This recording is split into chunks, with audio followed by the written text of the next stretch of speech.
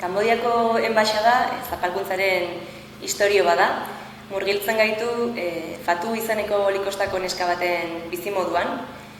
Fatu hainbat herrialde pasata gero Londres ipar-mendebaldeko auzune batean bizi da, familia baten etxean neskame, eta bere askatasuna oso mugatuta dago. Esan dezakegu gaur egungo gatibu bat dela, gatibu moderno bat dela. Onartzen du bere patua eta ez privilegiodunen multzo horretakoa dela, baina hala ere aurrera egiteko indarra ateratzen du eta bere askatasun momentuak edo ere bilatzen ditu.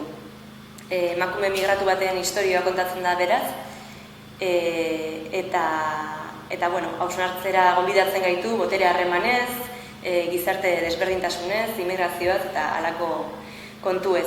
Lehen aldia da Zadie Smith euskaraz daukaguna, Kanbodiako enbaxada eleberri labur honetan, eta nik uste oso sarbide aproposa dela idazle honen obrara.